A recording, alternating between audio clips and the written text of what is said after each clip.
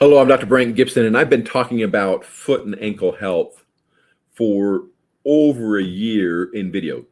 Now, it wasn't every day. This is video number 333. But the truth is, I want to just take a step back and say, okay, what are some of the things that we're learning? And there are 5 pieces of this puzzle that I'd like to go through and to help improve foot and ankle health. Number 1 is you want to have overall system body health. So if you improve the health of your body, decreasing weight, improving nutrition, improving the amount of fluids that you take in, so forth, you're going to improve the health of your feet and ankles. This is huge. This is really, really important. Number 2 is exercise. Did you know that exercise is a very, very valuable piece of foot and ankle health? Now you may be saying, okay, what kinds of exercise? That depends on you. That depends on your health and your situation. But there are certain types of things that are less traumatic to the foot and ankle. They will improve health easier.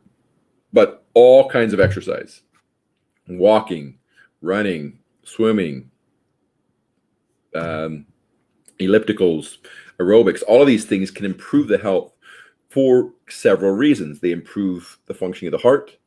They decrease blood pressure and associated problems, and they ultimately will improve blood flow to all the areas, to the muscles, to the skin, to the tendons, ligaments, and even to the nerves. So exercise is a valuable one. So nutrition, overall health, exercise. Number 3 is using the appropriate equipment, making sure that you're wearing the right shoes, wearing the right socks. Did you know there's socks that will actually improve or decrease blisters? And these socks are going to be usually are wicking type socks where they have 2 different types of material, one that's close to the skin that allows it to go, the sweat to go through, and the other one that wicks it and keeps it there. That 3 also could include appropriate shoes, using the shoes that are going to help the most.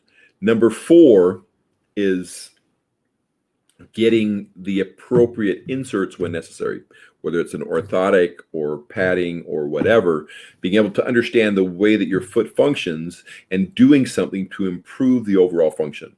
This is very common. A lot of times I will watch people walk so I can actually provide this instruction and this help to ensure that their foot is functioning at the optimal level.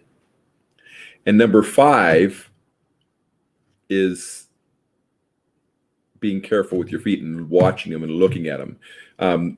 Part of wearing the appropriate equipment in number 3 is appropriate shoes. So often, shoes are the last thing we think about when we're getting dressed. But you're not protecting your feet.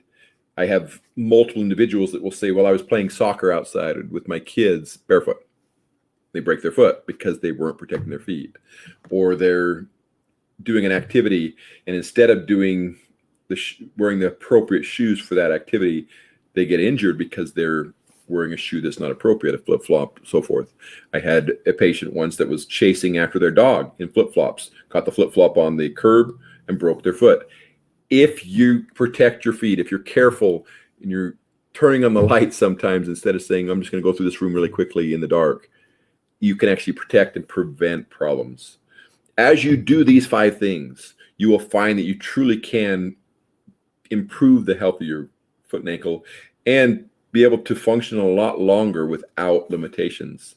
So often we're so hard on our feet that we end up causing problems that will limit us and keep us from doing what we want to do in the future. This is Dr. Brandt Gibson, and this is your Podiatry Tips Day 333, foot and ankle health. And really, I gave you 5 important pieces of that puzzle. Thank you, and have a great rest of your day.